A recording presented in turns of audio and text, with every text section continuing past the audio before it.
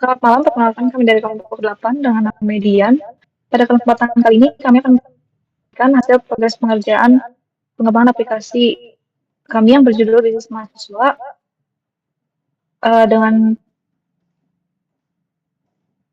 mengutamakan milestone 1 yaitu pengembangan fitur.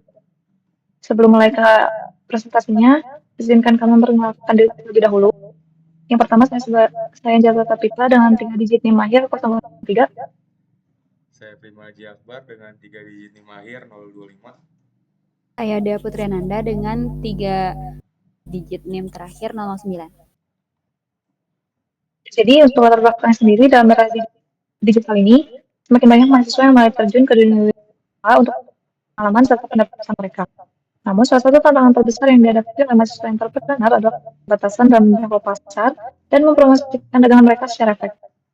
Kebanyakan mahasiswa hanya mengandalkan media sosial atau dari mulut yang kurang optimal dalam meningkatkan efektivitas usaha mereka di lingkungan kampus. Maka dari itu, untuk mengatasi masalah permasalahan tersebut, dikembangkan aplikasi ini yang berjudul dua aplikasi platform mahasiswa entrepreneur yang dirancang untuk membantu mahasiswa dalam mempromosikan dagangannya dengan fitur utama berupa konten interaktif, sehingga calon pembeli dapat dengan mudah menemukan dan mengakses produk atau jasa yang ditawarkan. Berikut adalah tujuan dari aplikasi Bisma ini. Yang pertama adalah mendapatkan mahasiswa wirausaha untuk mempromosikan produk dan jasa secara lebih efektif di lingkungan kampus, lalu ada menyediakan platform berbasis lokasi yang memungkinkan pembeli menemukan penjual di lingkungan kampus dengan lebih mudah. Lalu yang ketiga adalah meningkatkan interaksi dan transaksi yang melalui fitur peta interaktif. Yang keempat, menyediakan sistem pencarian yang memudahkan pengguna dalam menemukan kategori produk tertentu. Lalu yang terakhir adalah mendokumentasikan seluruh spesifikasi teknis sebagai acuan dalam perkembangan dan eksekusi.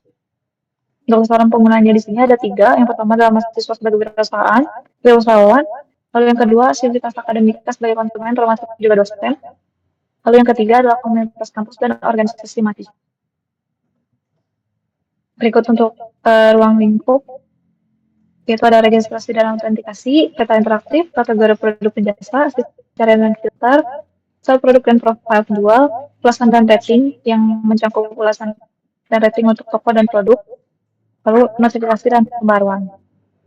Lalu kita masuk ke bagian fitur utama. Di sini kita membagi ke dalam 2 role, yaitu penjual dan pembeli. Untuk pembeli sendiri, itu maksud default di sini tuh, jadi semua yang login itu masuk dalam pembeli sebelum mereka membuka sebuah toko yang akan menjadikan mereka seorang penjual. Untuk role pembeli di sini ada beberapa fitur yang akan dikembangkan, yaitu autentikasi, profile, etalase pengguna, rating dan review, peta beranda, dan notifikasi terkait toko dan chatbot. Dilengkapi dengan deskripsi fitur, screen, dan diikuti juga dengan PIC yang menanggapi. Lalu untuk penjual sendiri itu kan mengembangkan fitur call etalase, inovasi toko chat dengan pembeli, dashboard statistik yang mencakup ringkasan aktivitas penjual.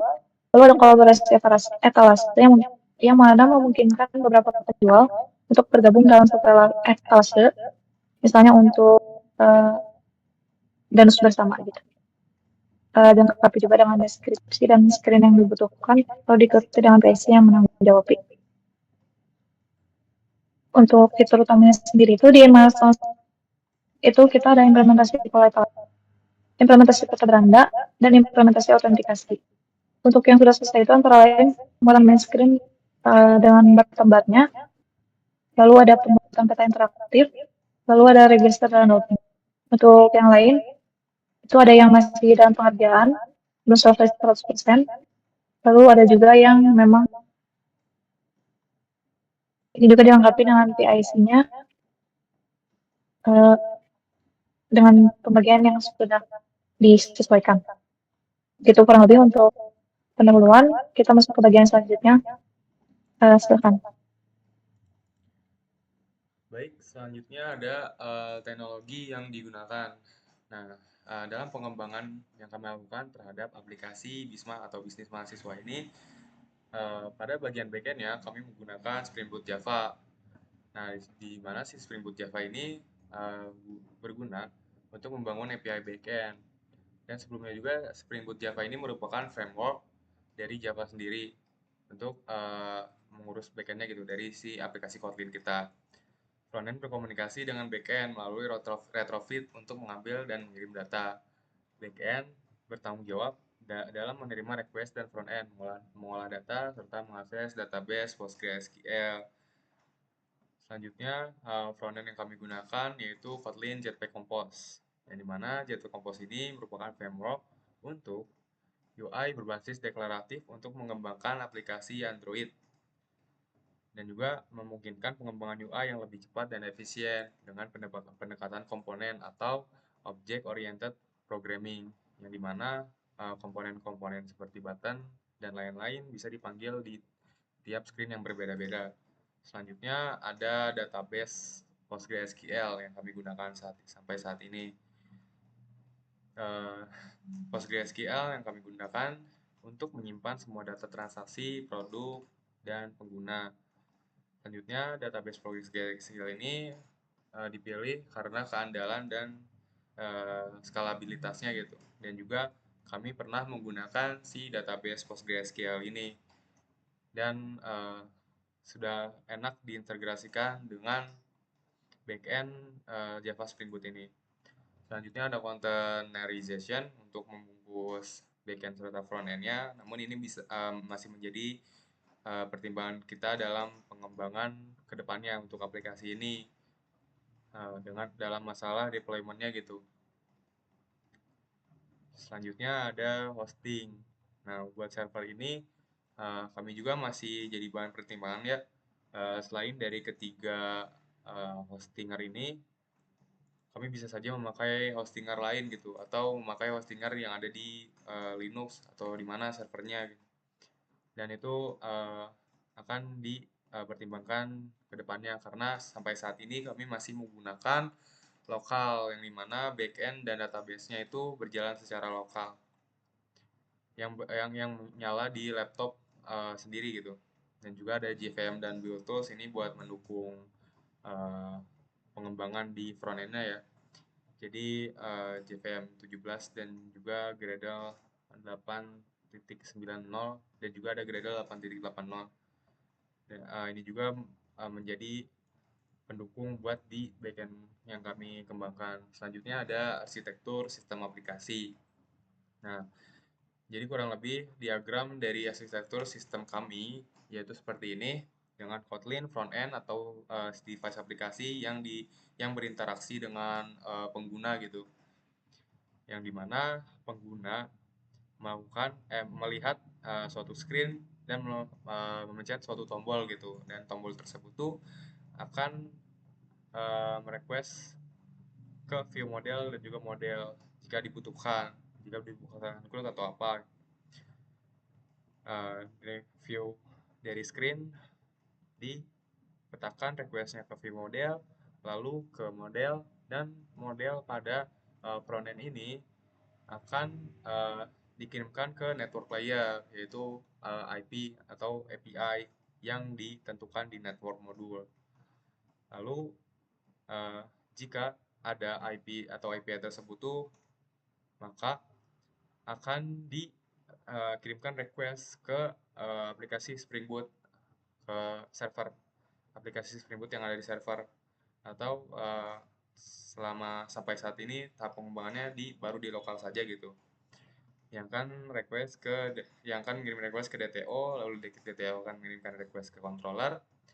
Controller akan mengirimkan request lagi ke service dan juga repository. Lalu repository yang akan berinteraksi dengan database, yang dimana database di sini kan melakukan CRUD yang udah ditentuin sebelumnya di tahap ini. Lalu setelah pengoperasian CRUD beres di database, akan dikirimkan respon lagi ke repository, lalu dialirkan kembali ke IP API dan ke front end. Jadi nah, seperti ini kurang lebih cara kerjanya gitu yang saya sudah sampaikan. Selanjutnya masuk ke ERD dari database yang dari data yang kami gunakan gitu.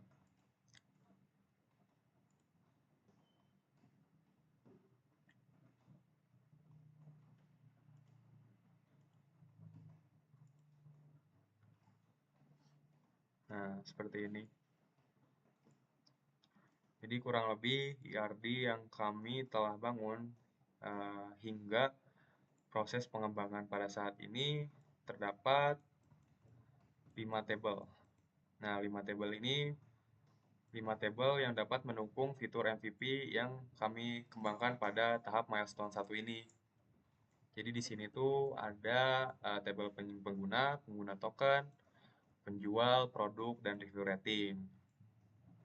Nah, tabel pengguna sendiri menyimpan informasi dari setiap pengguna yang terdaftar di aplikasi kita. Dan juga selanjutnya ada penjual yang dimana relasinya one to one dengan pengguna, dimana satu pengguna memiliki satu ID penjual dan penjual ini mempunyai informasi terkait toko mereka. Otomatis satu pengguna hanya memiliki satu toko dengan satu ID penjual seperti itu. Dan juga ada tabel produk. Tabel produk ini berelasi dengan tabel penjual yang dimana penjual tersebut mempunyai satu toko dan satu toko tersebut mempunyai banyak produk.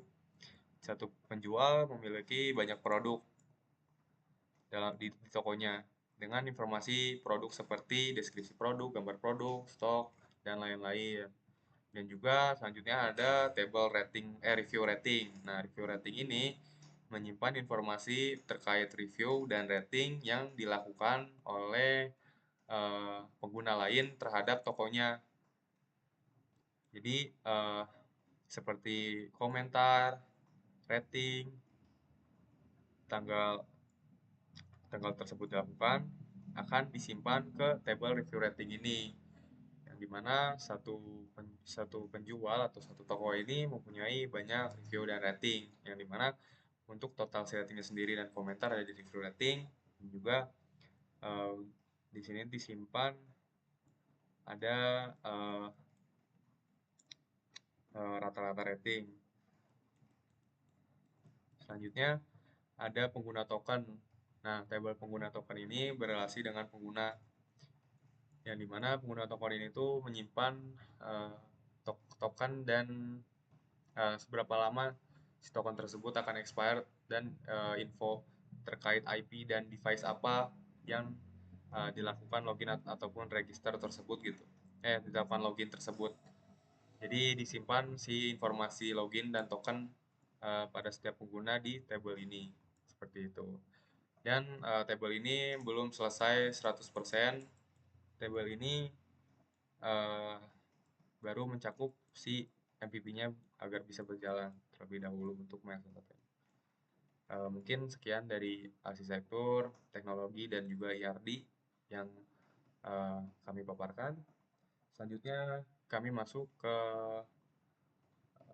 desain UI menggunakan Figma kami.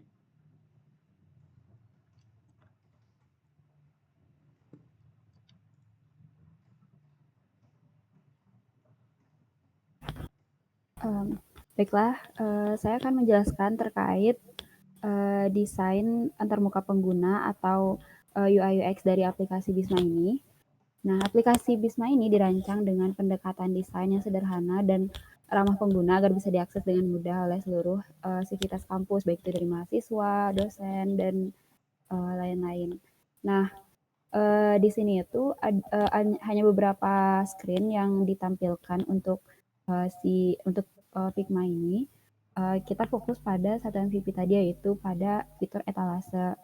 Nah, dalam tahap awal ini kami membuat prototipe menggunakan Figma. Nah, desain kami ini mengedepankan aksesibilitas dan kejelasan informasi gitu, sehingga pengguna bisa langsung mengenali si produknya, lokasi penjualnya, serta kategori produk dengan mudah gitu. Nah, tampilan beranda memperlihatkan daftar produk dari para mahasiswa wirausaha atau siang penjualnya gitu ya. Nah, kami menggunakan elemen visual seperti gambar produk, nama dagangannya dan harga agar si calon pembelinya tadi bisa langsung tertarik gitu tanpa melihat detail dari produk tersebut. Nah, salah satu fokus utama UX kami adalah fitur peta interaktif ini. Nah, fitur ini dirancang agar si pembeli dapat melihat lokasi para penjual langsung di area kampus. Nah, dengan itu proses transaksinya jadi lebih cepat dan efisien juga. Nah, tampilan peta ini juga dikombinasikan dengan fitur pencarian dan filter kategori sehingga pengguna bisa menemukan produk tertentu sesuai dengan kebutuhan mereka gitu. Nah, mungkin ada juga untuk yang tampilan register dan juga login yang telah dibuat dan yang akan disesuaikan pada pengimplementasian di codingannya nanti gitu. Yang sekian terkait desain UI UX. Nah, mungkin lanjut ke kontribusi dan kolaborasi dari setiap anggota.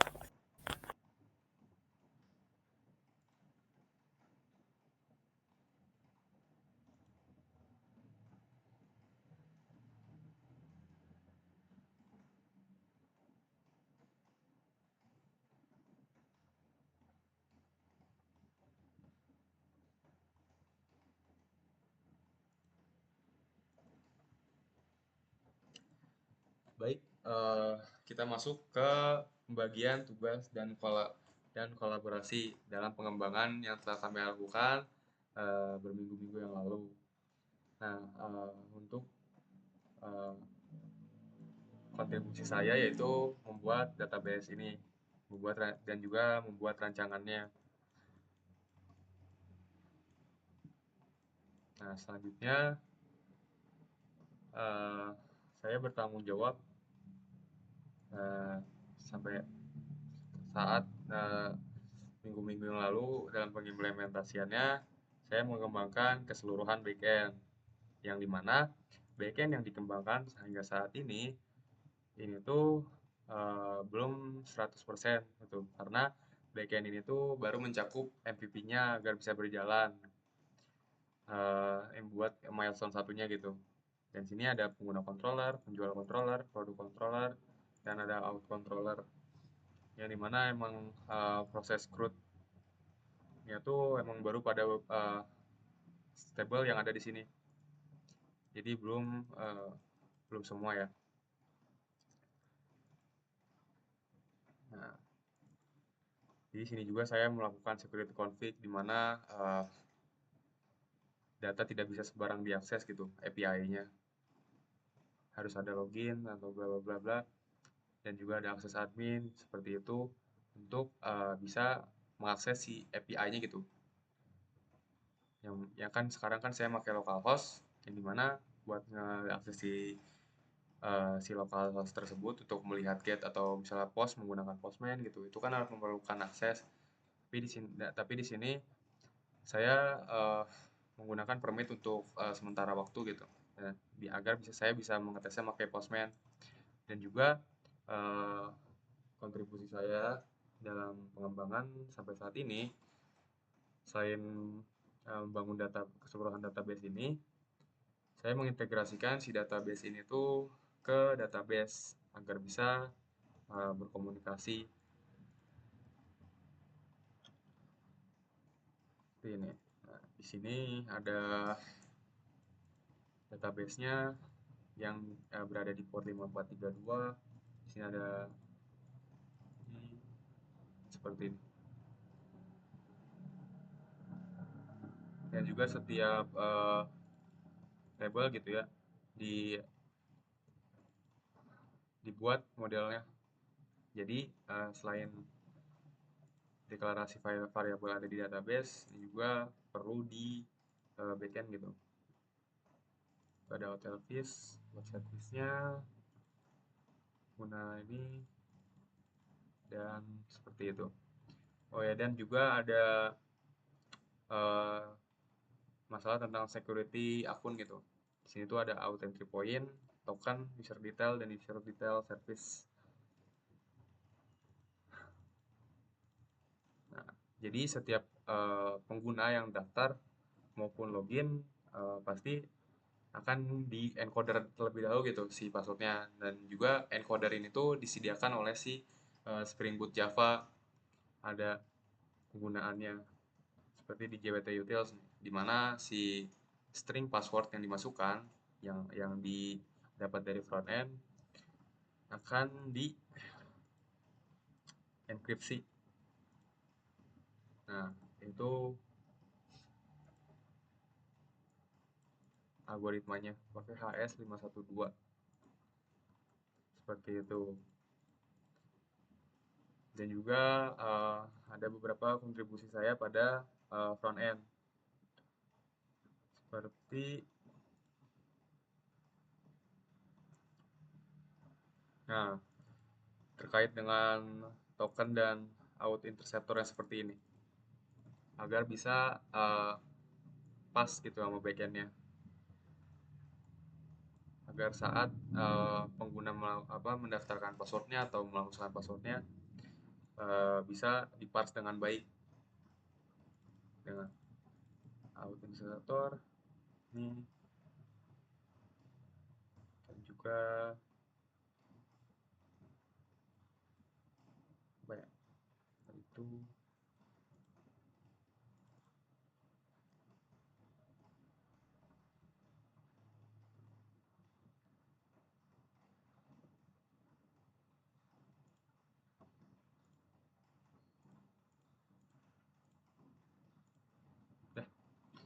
mungkin cukup seperti itu kontribusi dari saya.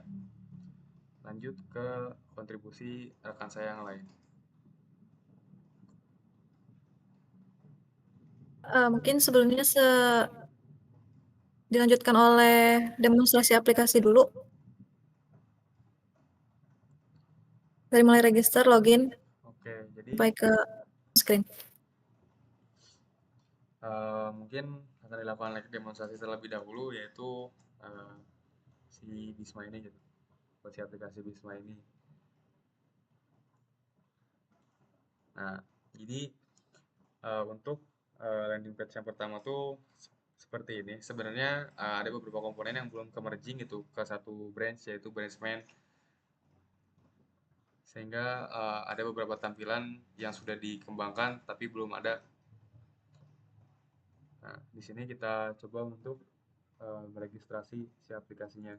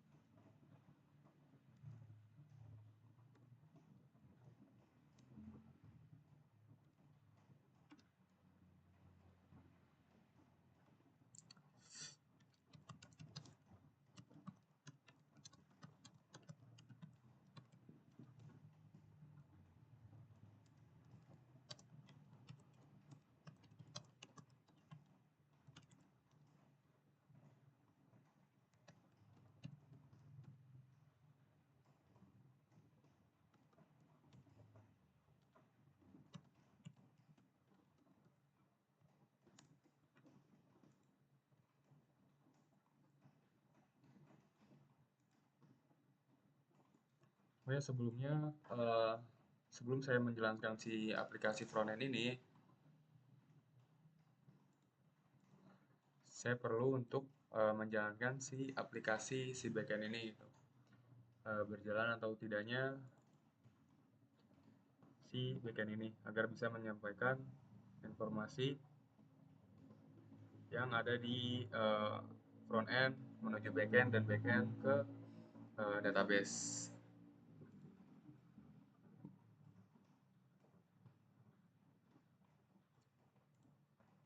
Nah, jadi ini tabel pengguna sebelumnya gitu. Saya ada beberapa data terhadap pengguna sebelumnya untuk testing saja gitu. Dan di sini tadi kita sudah melakukan login dan dicoba untuk melakukan get untuk si tabel pengguna ini, apakah si registrasi itu berhasil menyimpan data atau tidak. Dan sini sudah terdaftar Baskara dengan baskara@polban.ac.id dengan informasi profil seperti ini.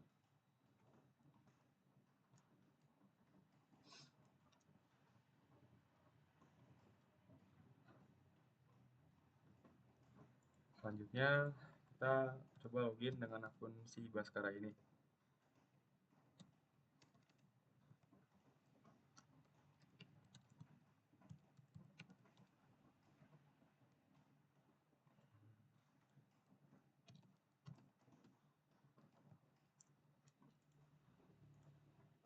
Nah, jadi seperti ini tampilan aplikasi hingga pengembangan sampai saat ini. Sebenarnya ada model front end di branch lain yang belum ke satuin gitu. Tapi seperti ini overall. Dan ini adalah tampilan mapnya gitu. Yang dimana setelah user login atau masuk ke beranda pasti akan menampilkan map yang nantinya si lokasi yang pertama dituju itu ada di Polban. Dan terus menampilkan koordinasi lokasi dari setiap penjual ataupun penjual yang berkolaborasi seperti itu yang ada di sekitarnya. Dan ini screen dari profil dan scan data tadi, dan juga ada etalase.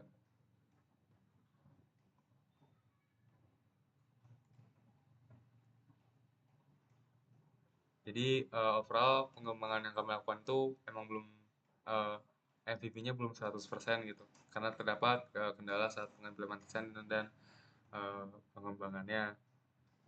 Dan juga di sini kita bisa mencoba low code gitu. Tapi sebelum itu kita juga bisa lihat si Baskara ini dia kan udah login dan akan mendapat token gitu. Dan token itu bisa dilihat di tabel pengguna token. Nah, di tokennya yang ini. Terdeteksi di device info dan IP-nya. Dan kelihatan kalau misalnya si pengguna tersebut tuh lagi aktif kah di aplikasinya.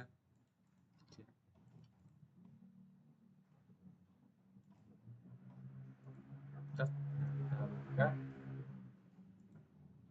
logout. Nah, jadi seperti itu.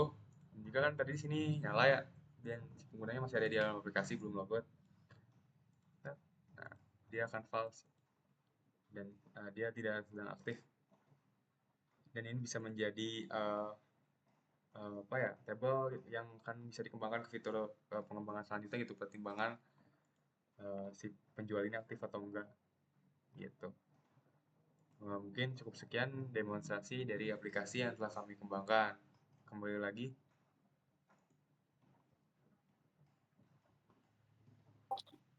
Baik, masuk ke bagian selanjutnya yaitu kontribusi untuk desain interface. Saya ulangi, untuk desain interface, kami mendesain interface API lalu menghubungkannya ke view model menggunakan arsitektur MVVM. Di view model, hasil autentikasi diproses dan ditampilkan ke pengguna seperti navigasi ke halaman beranda saat login berhasil. Untuk alur autentikasinya sendiri, untuk registrasi itu, pengguna mengisi form registrasi seperti yang sudah ditampilkan tadi, dengan form yang tertera, lalu validasi input dilakukan sebelum request dikirim ke server, lalu jika valid, data dikirim ke backend menggunakan retrofit, lalu diproses di backend, backend menerima data registrasi dan melakukan penyimpanan data pengguna di database dengan sebelumnya akan mengenkripsi password terlebih dahulu. Lalu mengembalikan respon sukses berupa pengembalian ke login, ke halaman login. Lalu untuk alur login sendiri itu pengguna mengisi form login, yaitu ada email dan password. Lalu jika validasi awal dilakukan, yaitu terkait email harus diisi dan sesuai format, lalu password juga tidak boleh kosong. Lalu data email dan password dikirimkan ke server menggunakan retrofit, dan saat request berlangsung,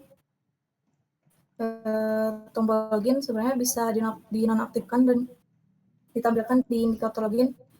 Jadi mungkin agak sedikit tidak bisa diklik gitu. Untuk proses backend-nya sendiri, backend menerima data dan melakukan pencocokan email dan password.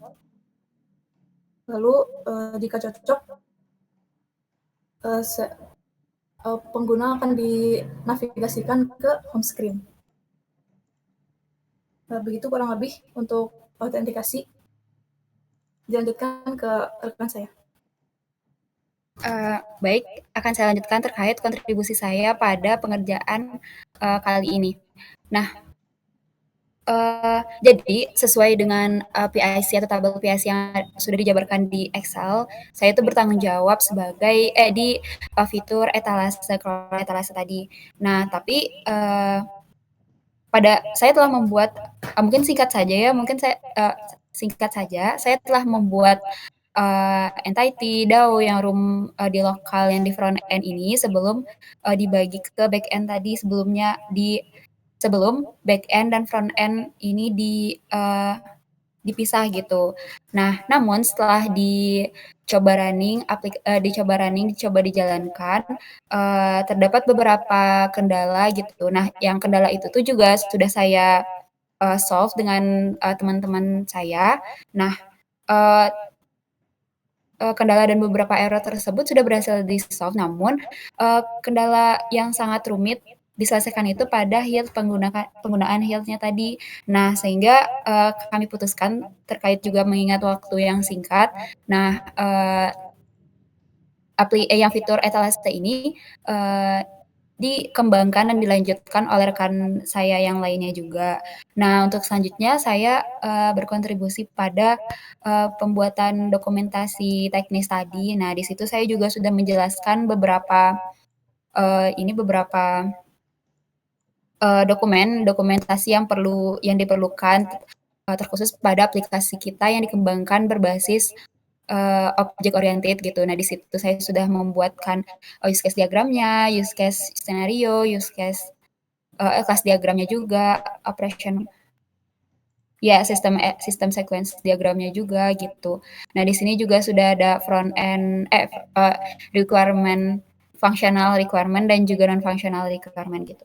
Nah, jadi kesimpulannya adalah saya mencoba menyelesaikan pengimplementasian kodingan dan 40% akhirnya dilanjutkan oleh rekan-rekan saya. Dan saya melanjutkan terkait tampilan yang UI UX tadi dan juga dokumentasi teknis ini. Nah, mungkin dilanjutkan pada rencana dan pengembangan selanjutnya saja ya terkait dengan kelompok kami ini. Nah, setelah MVP ini selesai, kami sudah menyusun beberapa rencana pengembangan fitur tambahan yang dapat meningkatkan kenyamanan dan kapabilitas aplikasi Bhisma ini ke depannya gitu. Nah, beberapa fitur yang dikembangkan secara umum terkait fitur pre-order dan sistem konfirmasi transaksi gitu ya antara si pembeli dan juga penjual. Kemudian ada penambahan sistem notifikasi untuk update pesanan dan chat masuk gitu. Terus selanjutnya ada sistem rating dan ulasan yang lebih komprehensif agar si pembeli bisa memberikan masukan kepada penjual gitu ya. Nah, selanjutnya ada fitur riwayat transaksi untuk si pengguna agar bisa melihat apa saja yang pernah dibeli atau dijual gitu. Lalu dilanjut mungkin ke integrasi metode pembayaran. Namun ini masih dipertimbangkan karena mengingat kami itu fokus pada searching gitu. Jadi untuk si transaksi jual beli atau pembayaran, metode pembayaran dan lainnya itu masih dipertimbangkan apakah akan ditangani di aplikasi ini atau cukup aplikasi ini sebagai media terkait jual beli yang ada di lingkungan Politeknik Bandung gitu. Nah, mungkin juga akan diberikan validasi email yang sudah didaftarkan di register mungkin ya tadi, karena yang tadi juga tadi hanya mencoba memasukkan email namun tidak ada validasinya, mungkin nanti akan dikembangkan terkait itu, gitu. Nah, mungkin, sekian dari, presentasi, demo aplikasi ini. Sebagai penutup, kami berharap aplikasi ini dapat menjadi salah satu solusi digital yang membantu para mahasiswa wirausaha dalam memasarkan produknya khusus pada, kampus kita gitu, sekaligus mempermudah warga kampus juga untuk menemukan berbagai produk jasa di lingkungan mereka sendiri gitu. Nah dengan, ini, kami berharap, hal tersebut dan, semoga, pengembangan selanjutnya lebih lancar dan juga, banyak ilmu yang dapat dikembangkan dan diperoleh gitu. Nah mungkin sekian dari, presentasi, kali ini, sampai jumpa di pengembangan selanjutnya. Terima kasih atas perhatiannya. Assalamualaikum warahmatullahi wabarakatuh.